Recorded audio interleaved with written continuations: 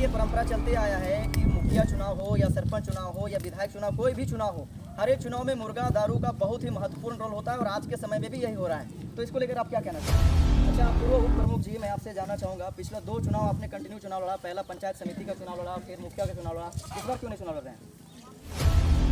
तो वर्तमान मुखिया में क्या खराबी है कि आप उसे चेंज करना चाहते हैं? देखिए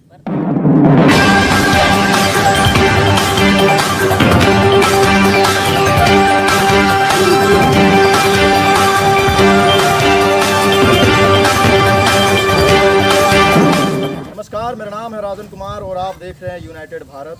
आज मैं महुआ टांड पंचायत के पूर्व पंचायत समिति सदस्य और गोमिया प्रखंड के पूर्व उप प्रमुख से आज बातचीत करने वाला हूं। ये समाज सेवी भी हैं और पंचायत चुनाव जो हो रहा है झारखंड में, इनमें ये जनता को क्या संदेश देना चाहते हैं, इस बारे में इनसे बातचीत करने वाले हैं। सर, बहुत स्वागत है आपका हमारे चैनल पे। धन्यवाद। अभी जो पंचायत चुनाव चल रहा है, उसमें लेकर के जनता को आप क्या संदेश देना चाहेंगे, इसके बारे में कुछ बताएं। हम जनता से अपील करेंगे कि भाई ये पंचायत चुनाव जो है, निश्चित तौर पर कहा भी गया है, सच्चाई भी है कि जब तक सत्ता का विकेंद्रीकरण नहीं होता है, विकास की परिकल्पना नहीं की जा सकती। आज चुनाव का माहौल है, बहुत सारे उम्मीदवार खड़े हुए हैं और यह एक कहा जाए कि मौका मिला है मातृशक्ति लोगों का नेतृत्व करने का।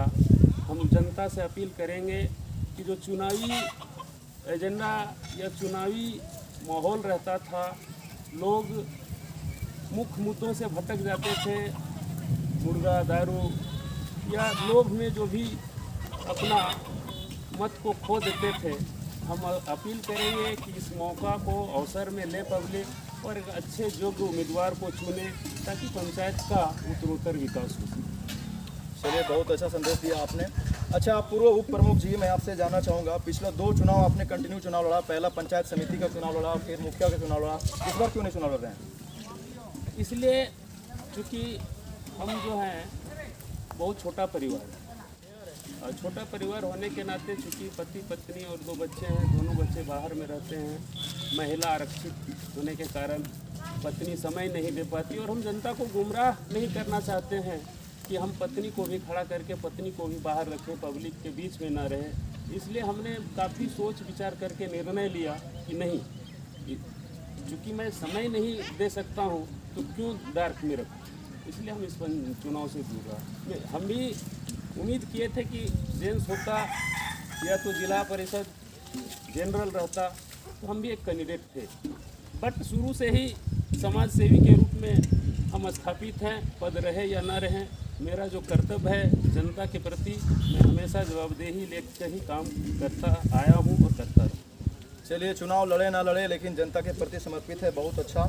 आप बताएं, आप चुनाव खुद नहीं लड़ रहे हैं लेकिन किसी न किसी को तो आप सपोर्ट कर रहे होंगे, तो महुआ टांड पंचायत से आप मुखिया पद के लिए किसे सपोर्ट कर रहे हैं? देखिए, एगो चीज़ हम बता देते हैं, सारे लोग हैं और कहीं ना कहीं किसी न किसी रूप में, क्योंकि चुनाव जो है यह एक गोपनीय चीज़ है और हम देख रहे हैं कि जितने प्रत्याशी लोग खड़े हैं, कहीं ना कहीं सबसे कनेक्टिविटी है।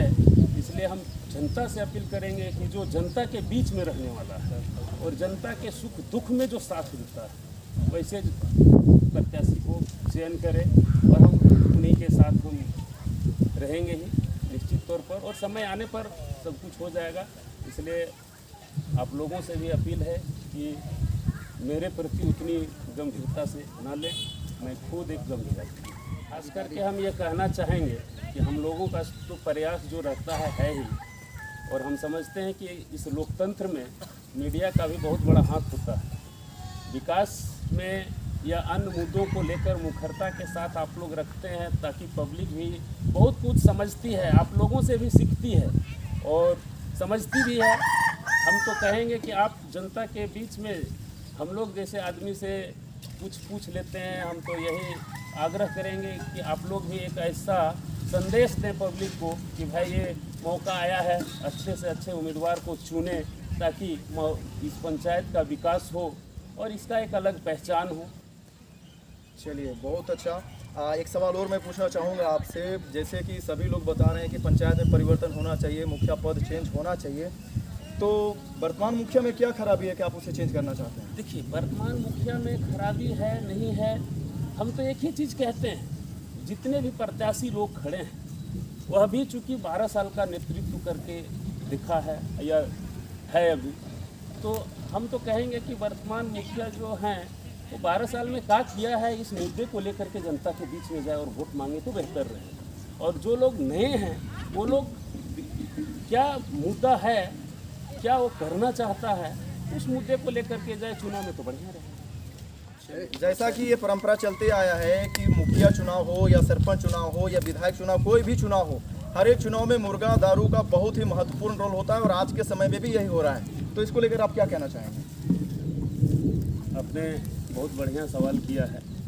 चाहे चुनाव कोई भी हो, पंचायत का हो, विधायकी का हो, संसद का हो, कोई भी चुनाव में मुर्गा दारू पैसा एक फैक्टर के रूप में अभी एक परंपरा सी चलती जैसा मैंने आ रहा है। इसलिए हम तो लोगों से अपील करेंगे कि इन चीज़ों से दूर रहे, पब्लिक निष्पक्ष होकर के, निडर होकर के, और ये जो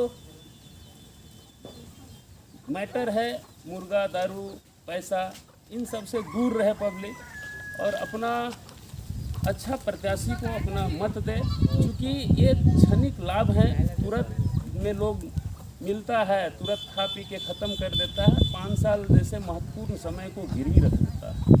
इसलिए हम नहीं चाहेंगे और हमारा प्रयास भी इस पर है कि भाई इन सब चीज़ों से पब्लिक और प्रत्याशी लोगों से भी हम अपील करना चाहेंगे कि ऐसे चीज़ों से दूर रखिए। बहुत सारा तकनीकी युग आया है, कुछ ऐसे सपना दिखाएं ताकि युवा लोग जो भटकाव की कगार पर आ जाते हैं वो युवा ना भटके और इन सब बुरी चीज़ों से दूर रहे समाज, तब समाज एक सशक्त के रूप में आ सकता है। जी बिल्कुल, बहुत बढ़िया बात कहा सर ने कि आज का जो युवा है मुर्गा दारू से दूर उनको होना चाहिए। जब तक मुर्गा दारू हम लोग लेते रहेंगे, 5 साल तक मुर्गा बनते रहेंगे। आप लोगों से मैं रिक्वेस्ट करना चाहूँगा, आप लोग ऐसे प्रत्याशी को वोट दीजिए, ऐसे प्रत्याशी को मुखिया के रूप में या सरपंच के रूप में, जो भी अपना नेता के रूप में चुनना चाहते हैं उसे चुनिए जो मुर्गा दारू बिल्कुल ना बांटे। अगर आपको मुर्गा दारू दे रहा है, आप सचेत हो जाएं, 5 साल मुर्गा बनाएगा आपको, इस बात को आप ध्यान में रखिए। धन्यवाद।